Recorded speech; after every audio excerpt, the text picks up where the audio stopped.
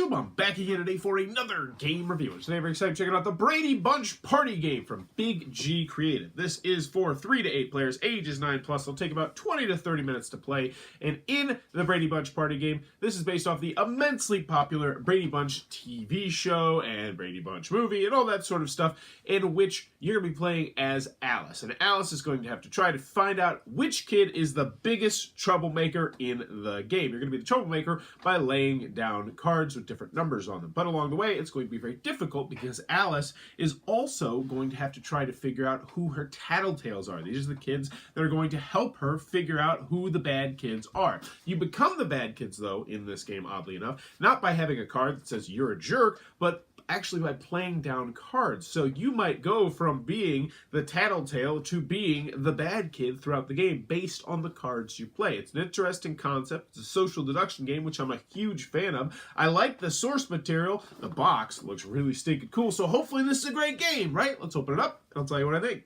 Alrighty then, we're going to take a look at what you're going to get inside of the Brady Bunch Party Game. So first and foremost, we're going to handy dandy rule booklet. It is 11 pages, double-sided, full color, full of pictures, illustrations, examples, and it's pretty well done. It should have you up and running pretty smoothly. You'll need to go back from time to time about fringe questions, but overall, a well-done rule booklet. So in the Brady Bunch Party Game, every single game, someone is going to be taking control of Alice, and their job is to figure out who the tattletale is at the table. But unlike most social deduction games, you're not just going to be appointed the tattletale via a card. You will actually become the tattletale based on the choices you make throughout the game. Along the way, you're going to have help from mom and dad and Tiger, whatever his name is, and you're also going to be able to give out cookies and do a variety of different things. That doesn't make much sense to you right now, so let's go over the components, then we'll get into the gameplay. So first, everyone is going to take their standee, and this standee is going to represent who you are in the game. Duh. Once everybody's taken their standee, Alice is going to take out the Snoop cards, and these are the Snoop cards right here, that don't correspond to any of the players in the game. So right now, I would only need Bobby, Oliver, and Peter Snoop cards, but I'm not actually going to do that. But you know I need to do that. Alice is also going to have a player reference card in front of her. So we are playing with 4 players, which means Alice would get mom and dad tokens. And these mom and dad tokens are going to help her find out information later in the game. And there will be 1 tattletale. So of these 4 people, one of these people has the potential to win with Alice. Because either the troublemaker is going to win, potentially with the sidekick, or Alice and the tattletale are going to win. On the back, it will show you how many Snoop cards you're going to play each round, and that will make some more sense later. Next, we have these cards over here. They go from numbers 1 through 6, and you're going to get 3 cards if you are not Alice. And you're always going to have 3 cards when you're not Alice, because those are the cards you're going to play down that will dictate whether or not you become a tattletale, a troublemaker, or something in between. We got a round tracker right here, which tracks around. It also is a good spot for people to put their cards, and it makes it a nice clean system. So when you peek at cards, because we are going to peek at cards in a second, you'll be able to figure out exactly which cards you're peeking at and whose cards you're peeking at. On the back, there's this thing that you can utilize for the end of the game when Alice guesses who the tattletale is. We tried it once and we're like, this is dumb. It's just easier to say, hey, I think you're the tattletale, and then have everybody reveal their numbers. But anywho, let's get into the gameplay. So gameplay-wise, the first thing Alice is going to do is she's going to reveal Snoop cards. And these are how many Snoop cards she's going to do each round. And these are kids that are going to get to look at somebody else's card they laid down. So, this round, I think it will be Oliver and Bobby who get to Snoop. So Oliver and Bobby are going to get to Snoop. Next, everyone is going to play one of their mischief cards under their character. So, let's say Bobby's a real jerk, so he's going to play himself a 6. Cousin Oliver, he is also a real jerk. He's looking at his cards, and he's like, wow, I'm going to be a jerk. And he's going to get himself a 5. And then Peter, suck up Peter, he's going to start off with just a little 2. He's just going to be a little teeny 2. So, he does that, then Oliver and Bobby are going to now start singing. And everybody's going to start humming, and you can hum the Brady Bunch theme song, or you can hum whatever you want. We like to have just mass chaos of humming and singing and whatnot going on. But what's going to happen while everyone's eyes are closed and everyone's humming is that Oliver and Bobby, in order, and you dictate the order to them. You say, all right, you're going to go first, Oliver, and then Bobby, after Oliver says done, you're going to do it, are going to peek Snoop hence the name of the card, at one of the cards somebody else laid down. So Cousin Oliver, everybody's eyes closed, he's going to peek at Bobby and you say, oh, yeah, Bobby's a real jerk. Bobby's a real jerk there. And then Bobby's going to look at Peter and he's going to be like, oh, man, Peter's a real suck-up. He's got himself a 2. So now we get ourselves to round number 4. So Alice is going to question the kids and she's going to give away a cookie. So this is where she's like, oh, hey, Oliver, what did you look at? And he might be like, I looked at Bobby, and Bobby's a really bad boy. He played himself a 6. And Bobby will be like, what? I didn't play a 6. And then Bobby will be like, Peter played a 6, though, because he's trying to pretend like he's the tattletale. He's trying to pretend like he's the tattletale. And Peter's like, nah, bro, I played a 2. I played a 2, man. You can search me. You can check my numbers with these tokens. And this is where you have this dialect where everybody's talking about what they did and they didn't play. And Alice is the question master. She's asking the questions. Next, Alice is going to give one kid a cookie. This kid is going to get one additional peek at a card around the table. She also could utilize one of her helps from mom or dad, and maybe she does this round. So she puts this out. She says, all right, I'm getting help from mom, and I'm giving Peter a cookie. So Peter, you get to look at somebody's card. So we do another phase where everybody's humming and doing mass chaos. Peter's going to go ahead and peek, and he's going to peek at Bobby and be like, aha, that's why Bobby lied about me. He's a 6. I know he's a jerk. And then I'm going to be like, is Peter on the level? Is Peter on the level? And then I'll be like, oh, Peter is on the level. He's a 2. That's great. You're the best, Peter. And then everybody's going to open their eyes, and then Alice is going to have another round of questioning. She'll be like, oh, Peter, what did you see? And he'll be like, I looked at Bobby's card. Bobby's a jerk. He has a 6. And he'll be like, I love you, Peter. I love you so much. Mwah. Little kiss on the cheek. Not a sexual kiss, just a kiss on the cheek. And then you are going to go about your merry way. And everybody's going to tuck their cards underneath their little thing right here. Like so. These will be your cards for the end of the game. Peter's going to keep his carrot in front of him. Everyone's going to draw back up to 3 cards. Like so, and then we move the round tracker to round number 2. And round number 2 will proceed the same way. There will be one Snoop. Everyone is going to play 1 card. But now that Peter has my false sense of security, he might start playing 6s. He might be like, ha, I'm actually going to be the secret troublemaker. And Bobby might be like, oh, no, she's going to pin me as the tattletale, so I'm going to play low numbers. Then Oliver might just be a jerk and do whatever he wants. Who knows? But anywho, at the end of 4 rounds, Alice is going to try and guess who the tattletale is. If she guessed correctly, then she and the troublemaker win. If not, then the tattletale and potentially the sidekick will win the game. And that, in a nutshell, is how you're going to play the Brady Bunch Party Game.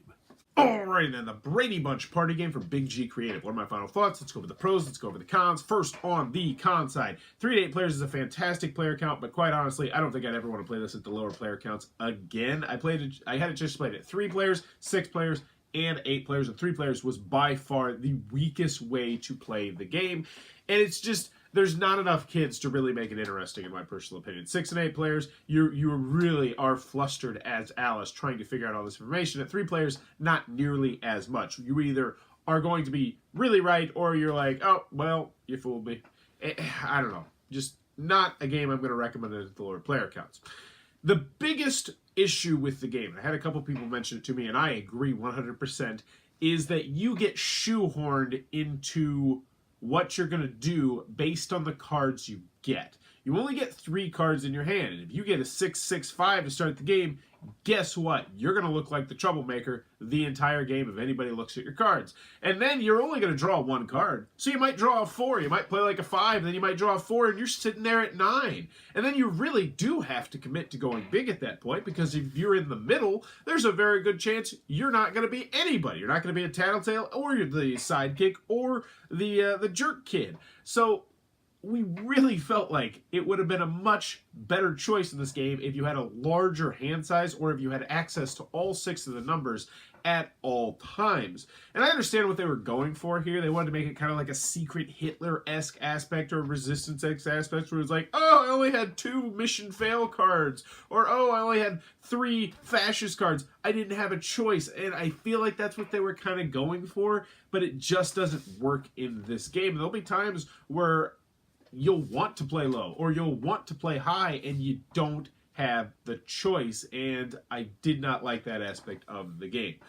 Another cons I have of the game, it's light, it's simple, it's social deduction, and there's a lot of other better social deduction games out there. Like, I'm looking at my party game shelf, and I see like 1, 2, 3, 4, 5, 6, 7, 8, 9 social deduction games off the top of my head that I would rather play over this game, just immediately. And I'm sure there's a whole bunch more. Masquerade goes in there that I'd rather play over this game. It's just not a particularly great game. I would put it in the okay to good range. And it's just, it's very light, and it's very simple, and I just wanted more. And I think the biggest issue that I have is just the loss of control, and the fact that you're really at the whim of the kids. And the more players you go, the more at the whim of the kids you are. So everybody has to have a good understanding of how the game works. One of the first times I played, it was hilarious. We were playing it was the 8-player game, and they weren't quite sure what to be doing the first couple rounds. They're like, should I be telling Alice the truth? Should I be lying to Alice? So Alice was just getting useless information because everybody was, if they were like role-playing that they were actually a kid, they'll be like, I don't know. I can't count that high. And I don't know. I don't know. The game just did not go over well with anybody I played it with. Like, everybody was like, yeah, that's okay. Or, yeah, I think I'd try that again.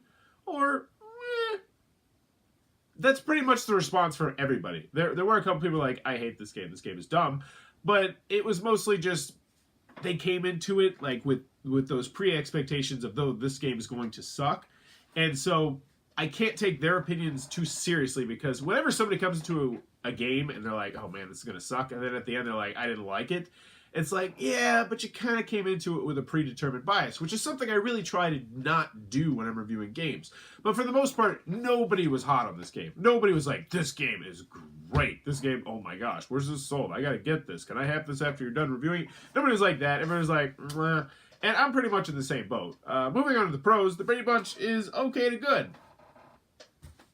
This game came out 25 years ago.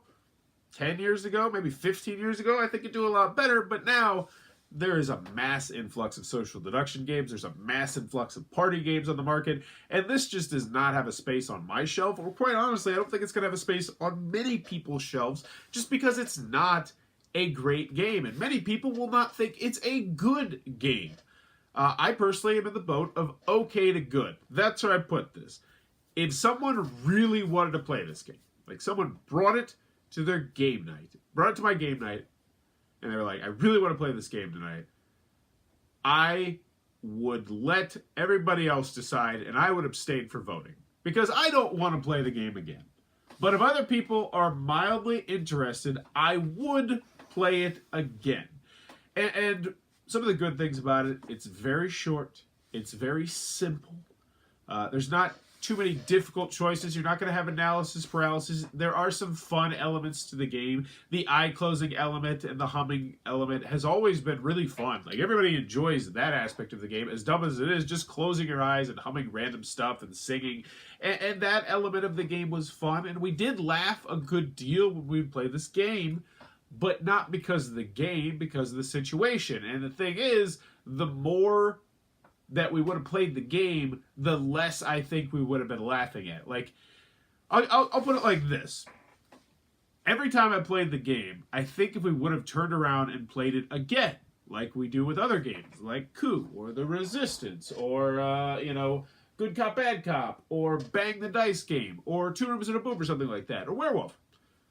The second game is great, too, most of the time. With this game, I think if I would have sat there and played the game again, it would have been like, okay, this game's outstayed its welcome. In the end, the Brady Bunch party game is not a game I can recommend. I don't think it's a particularly great game. I don't even think it's a particularly good game. I think it's okay to maybe good in the right situation. Can I recommend it to anybody? If you're a Brady Bunch collector, you're already going to buy it, so I don't really feel like I need to recommend this game. But for everybody else, I just can't recommend it. That's the Brady Bunch party game. One that, while didn't fall flat on its face, it tripped, and it scraped its... I don't know, it's a pretty terrible analogy. Not a game I can recommend. If you enjoyed this review, please be sure to click on that subscribe button down below in the comments below. Let me know. What is your favorite 70s or 80s TV show that you would like to be made into a hobby board game? Me personally, I think an A-Team miniatures game would suck, but I would still love to play with those pieces. Really, logistically, I don't see how it would work that well. But still, I would love to check it out. But let me know in the comments below. 70 or 80s TV show that you'd like to see made into a hobby board game. And as always, thanks for your time, YouTube.